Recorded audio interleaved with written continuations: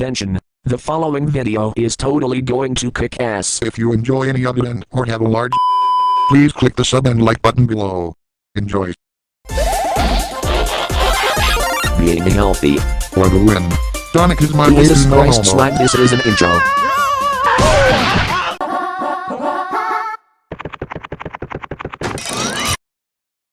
Hey YouTube, SZH4 here. I got curious with this video. Film Theory just made an amazing digital circus called Pomni is Destined to Die. I mean, this might get depressing. We already have Murder Drones finale with someone gonna die, either N and Uzi, but now this? Come on, man. We're only in season 1, episode 1 of the Amazing Digital Circus. Do you really have to predict what's happening? Anyways, I hope you enjoy the reaction video. Watch the original video first. Subscribe to Film Theorist. Subscribe to my channel down below. Hit that like button. Ring that bell notification. Without further ado, we're going to get started. 3, 2, 1. Let's go. Well, hello there. Welcome, welcome. Please come in. I know this might not be what you were expecting, but you and I... we're going to go on so many adventures. We're going to have so much fun. Dang. Forever and ever and ever and ever and ever. Oh gosh. Hello, Internet. Oh wow. Welcome to I like that Film font. Theory, the show that's here to show you the most jaw-dropping, heart-stopping, mind-bending theories you can imagine. In case you missed our last theory on the Amazing Digital Circus, the long and short of it is that we believe that the circus here isn't exactly what it appears to be. Instead of some futuristic, fully immersive experience, we believe that it's actually a VR video game from the 1990s. One that of course. the brains of anyone who puts on the headset. It then turns that copy into a digital character to go on adventures throughout the circus. So the people trapped in this world looking for an exit, they're not actually people, just digital copies of their consciousnesses, their personalities. That's why we repeatedly see workstations of VR headsets in the first episode, but with no one actually wearing the headsets. The theories didn't stop there. We continued by saying that Pomni is either the creator of the game or an employee at the development studio making the game, as evidenced by her mental breakdown when seeing those work desks. And while this is the direction that I still believe the series is headed for, How about we talk about something else? you see, there's still a ton to dig into here with the digital circus. Well, sure, those initial theories are the ones that I think are the most likely and the most intentional. It's once you stretch a bit further out that some of the truly fun, wacky ideas really start to develop. Are they right? Yeah, probably not. Are they interesting and fun? Absolutely. Therein lies the beauty of theory crafting. For example, last time I briefly tossed out a bit of wild speculation that the digital circus may have itself some biblical connections. In this brief scene exploring the back rooms of the company who seemingly created the circus, we see the initials C and A painted onto the wall. C made me immediately connect things back to our lovable AI ringleader Kane, a guy who's probably the most in control of this entire situation. And if you tend to see the name Kane partnered with the initial A in any sort of pop cultural reference, the first immediate jump is going to be to the biblical story of Cain and Abel. Cain and Abel are the children of Adam and Eve, the first humans to ever exist in the Abrahamic religions. At the time, I wasn't really sure if this was meant to be anything or if it was going to lead anywhere, but the more I sat and thought about it, the more connections that I started to make. Some of those connections were admittedly very dumb. For example, in biblical canon, Cain kills Abel and becomes the first murderer. And what does Cain do multiple times throughout the pilot? He pops Bubble for comedic effect. Bubble. You parasites! Bubble. A bubble. A bull. Coincidence? Absolutely yes. It is single-handedly one Bubble of the dumbest things I've ever said. Yeah, it's coincidence. Dang. Dumb things and theories. But other parallels that I found as I was doing this little brain search through the episode again were a lot more compelling. In fact, some connections were so large that I believe I may have just cracked the question of what the digital circus is wide open. You see, loyal viewers, the Amazing Digital Circus isn't just some mere video game that's trapped these consciousnesses. No, it's something much darker. It's an eternity of torment and torture. The Amazing Digital Circus is, quite literally, hell. Put on your headsets and get your randomly generated HE double hockey sticks. XDDDCC. The Digital Circus is literally hell. It's a pretty bold one, so why would I possibly make it? Well, look at this. At the very end of the pilot, here we're shown all the human characters sitting at a table while eating food. But you notice anything weird about their dining arrangement? Of all the ways they could have set up this table, they decided to have every character character on lined just up. one side, all of them facing the same direction, out at us, the audience. When this is done in fiction, it's rarely by mistake, because this right here, this is a very iconic framing device from one of the most famous paintings ever made, The Last Supper by Leonardo da Vinci. Oh! This depicts the final meal of Jesus and his followers shared before his crucifixion. It's been the backbone of conspiracy theories and Dan Brown. Is this connected to the Lord of Jesus or something? And all the other creatives over at Glitch, they're smart people. They wouldn't be using this imagery without understanding the historical baggage that comes along with it. And it's not just the table layout that's worth calling out here. Look at Pomni in the center, the exact position that Jesus is in for the painting. And notice the colors of Pomni, red and blue. Wouldn't it be weird if, oh wait, never mind, Jesus is also dressed in red and blue. The interpretation of these colors is that the blue represents the divine half of God, heaven, so and his red represents the blood, mankind. So in Jesus, Pomni is Jesus? Elements, a god born amongst men and set to live as a human, red plus blue. And in Pomni, we actually have something similar, at least if our earlier theories were correct. A creator of this game, a god of this world, if you will, now set to live as a part of their own creation. Oh, It's not like jeez. religion is completely absent from this world either. Quite the contrary. We know for a fact that God exists in the circus in some form or another. During the first adventure that Keen sets up for Pomni, the Gloink Queen says this. I am Gloinks. You will be Gloinks. God will be Gloinks. Oh, God. Oddly specific thing to say. Speaking of making oddly specific references that we can build off of, let's talk about abstraction. According to the show, when you obsess over being trapped in the circus and drive yourself crazy looking for a way out, eventually you get to asking what the point of anything is, and you completely lose sight of who you are and why you're even alive, and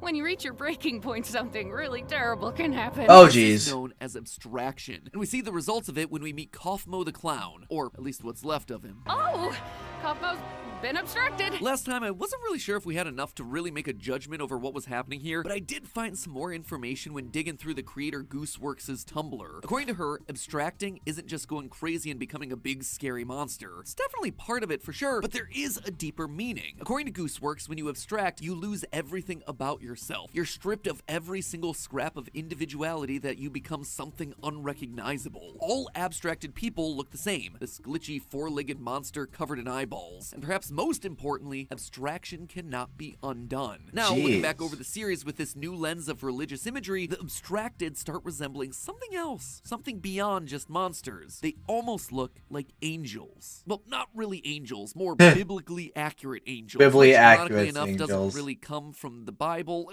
Let me explain, it's kind of confusing. 3 years ago, a meme started spreading across the internet featuring these monstrous multi-eyed creations. They were called biblically accurate angels. Now, you might look at these things and go, really? They don't exactly look like the traditional image of an angel with robes and wings and halos and all that. But what they're riffing on here is a very specific part of the Bible. A few chapters in the book of Ezekiel where he describes having visions of winged creatures with 4 faces. Some human, some animal, and these creatures were joined by wheels within wheels with eyes. Here's a version of the quote. I looked, and I saw beside the cherubim 4 wheels, one beside each of the cherubim. Their entire bodies, including their backs, their hands, and their wings, were completely full of eyes, as were their 4 wheels. Now, for the sake of clarity, the wheels with eyes, or ophonym, both are and aren't considered angels depending on what documents you're using and how you're classifying things. And again, all of this is based on a few very short lines in a very long, very ancient religious tradition, but that's neither here nor there. The point is that these religious entities are always described as having an abnormal number of eyes all over their bodies, just like the abstracted that we're seeing in digital circuits. The weird descriptions even fit with the name abstraction. These so-called biblically accurate angels are weird, almost completely unrecognizable to humans because we can't comprehend what we're witnessing. They're unknowable. In other words, they're abstract. Now, while it's never made clear why these biblical creatures would have so many eyes, one persistent idea is that the design represents God's watchful eye over us. They're always watching us because God knows all. He sees all. Look again at the digital circus. There's a ton of eyeball imagery here. All throughout this first episode. Eyes are hidden in the intro, they're hidden in paintings, they're hidden in the background. Kane even admits that he wants all the cast to stay in the circus, where I can keep my hundreds of all-seeing eyes. He admits that. Kane. An omniscient character who knows everything. A god of sorts. And what's he made of? Basically a mouth and two big ol' eyes. Oh, and looking at Kane's dialogue through this more religious lens makes this line hit a whole lot different. Do you like adventure, activity, wonder, danger, horror, pain, suffering, agony, death, disease, death, angel food cake? Ow! Angel food cake! Agony and death all sound very hellish, but why angel food cake? Like, why call out that specific type of cake here? Again, we have ourselves a weird connection to angels and religion that comes seemingly out of nowhere. But the most compelling reason for why we can draw parallels between this series and all these religious ideas has to be the way that the creator Gooseworks talks about the digital circus. Is she religious? When the series would be killed, Gooseworks answered that it depends on your definition of kill, which is likely pointing to the idea of abstraction. But it's interesting that she makes this distinction. It means that none of these characters can die, so to speak. They're trapped in here forever in eternal torment, just like hell. Gooseworks also talks about how characters deserve to be there, specifically calling out Jax as the one who deserves to be there the most. Using the phrase deserves to be there, it shows that the circus is some place of judgment. It's either a reward for those who are good or a punishment for those who are evil. And considering Gooseworks has a lot of negative things to say about Jax, this ain't your reward day. Creepy. Time and time again, Gooseworks has gone on the record to say how awful Jax is. According to Gooseworks, Jax is morally the worst character in the show, so much so that when asked if he was more of a jerk or an anti-hero, she explained, quote, "There's absolutely nothing heroic about Jax." Those are some pretty strong words for a character that you yourself created. When another fan commented that they hoped Jax was gonna get worse, Gooseworks said, "We're probably gonna enjoy some of the things we have planned." And already the behavior that we've seen from him throughout the series is pretty awful. He's mean, he trips people, he knocks them over, he's a bully, he angles masks without caring. He knows that Ragatha's deepest fear is centipedes, and he uses that information to torture her. By the way, I may have left something in your room today, so let me know if you find it.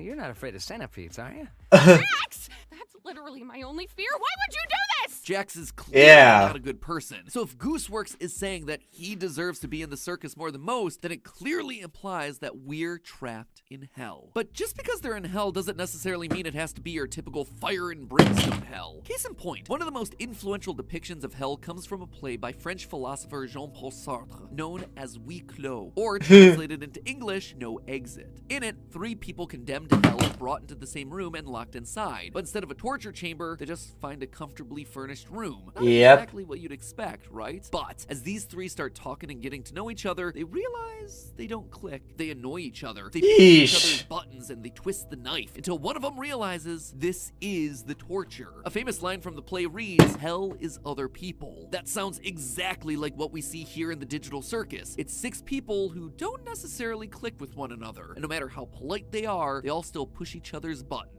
They exploit each other's fears and fake laugh at each other's jokes. But the worst part of all, there's no exit. Trapped in a digital room with no escape. But now to the big question. What's the point? It's all interesting for sure, but why bring up all these parallels? Well, if we can point to all these religious ideas to show what the digital circus is and how they're going to be using it in the story, we can also use them to point to where the story is headed. Specifically, I believe that we can use the religious imagery to get a pretty good idea of what Pomni's story arc is going to be. Yeah, what's it going to be? Digital circus's parallel to Jesus Christ. I know that sounds insane. Sounds crazy enough. Yeah, those Pomni is Jesus. That I see floating around. But the connections are there when you actually stop and look at them. I mean, think back to what I pointed out earlier about the Last Supper scene. Pomni is framed as the one in the center, exactly where Jesus is sitting in the painting. Her color scheme matches Jesus's. His robes are split between 2 colors, red and blue, just like Pomni's jester outfit. Additionally, we consider Pomni's hand. About halfway through the episode, when the abstracted Kaufmo attacks Ragatha and makes her glitch, Pomni tries to help her and gets her hand glitched in the process. This plot line is actually left unresolved at the end of the episode, with Kane fixing Ragatha, but not Pomni, who keeps the glitching hand a secret. In Christianity, wounds or scars on your hand like this usually reference a very specific thing, stigmata. These are representative of the wounds that Jesus got when he was being hammered onto the cross, usually depicted as scars on your hands. Another connection to Pomni. And if our previous theory is correct and Pomni's human persona is an employee of the company behind the digital circus, well, she's the developer of this game. That would make her the creator creator. And just like Jesus is an aspect of God in many sects of Christianity, that makes Pomni an aspect of a god or creator of this world. Heck, her arc in the very first episode, forgetting who she is so that the information can be dramatically revealed to her later on, it even follows what Jesus went through in biblical texts, beginning life as a human before having to discover for himself that he is in fact the Son of God, discovering his purpose to save humanity from themselves. And this is why I think we have to care about all this, why we started looking at all these religious parallels in the first place. If the Digital Circus is indeed designed to be hell, and everyone here is condemned to be there in some way, and Pomni suddenly comes in as a representative of Jesus, well, she's there to save them, to help the other cast members escape from this torment that they found themselves in Pomni's creation. But in the cruelest twist of fate, saving them is gonna doom Pomni. If I was a betting man, I'd say that Pomni will be the only one left in the Digital Circus after she's helped all the others to escape. Just like Jesus sacrificed himself for humanity, Pomni is gonna do the same thing here. She's gonna be left behind, forever tortured by this wacky AI going on his silly adventures. But it'll have been worth it because she'll manage to save everyone else. But hey, though the cast of the amazing Digital Circus might be being burned by their experience on the computer, you don't have to be, thanks to our sponsor for today's video, Opera. Ever since Opera first approached us, I've been really impressed with how much they've packed into their browsers, including their latest. One of the big feature upgrades though in this new Opera browser is Lucid Mode, which instantly sharpens any online video with just the click of a button. Listen friends, not all of the YouTube series out there are as crisp as the 1440p goodness of the amazing Digital Circus. Sometimes you're dealing with blurry footage shot in a potato cam from 1976. But with Opera, you can actually turn on Lucid Mode, which will help you increase the sharpness of the video in real time. No joke, this is an actual feature in this thing. There are even different levels of enhancements that you can select. You can check what the video looks like beforehand and after right there on the screen. So if something just needs a little tweak to look perfect, Lucid Mode can do that. But if it needs some heavy lifting, well, Lucid Mode can do that too. Also, you don't miss a single detail hidden in the background of these videos. You know me, I'm all about efficiency, and that is the name of the game when you're talking about the Opera browser. They have a free VPN and ad blocker integrated right into this thing, so you can protect your privacy and security while venturing out into the void without needing to download any extra extensions. Plus, the Opera sidebar has buttons for everything, from Facebook Messenger to Spotify to WhatsApp and beyond, and it's all built right in. That way you don't need to switch windows to change what you're listening to or to message your friends. The real game changer for me though, and I've mentioned this one before, has got to be tab islands. As someone who just does a lot of research for their job, I can often have hundreds of tabs open across everything. It used to be a nightmare having to navigate across all those tabs, but the Opera browser makes it so much easier thanks to the tab islands. Basically, you can assign tabs into different groups in the same window and drag and drop tabs between them. Each group also has itself a unique color, that way you know exactly what you're looking at. Here are the dozens of Tumblr asks that I have open in blue, all the references to the Bible in red, 90s game factoids in yellow. You can even collapse the island so you don't have a billion little website icons all littering up the top of your browser. Real talk, this might be the single best internet feature to ever come about since bookmarking. So if you want to upgrade the way that you browse the web, check out Opera by using my link below and downloading the Opera browser today. Thanks again to Opera for sponsoring today's video, and as always, my friends, remember, it's all just a theory. A film theory. And cut.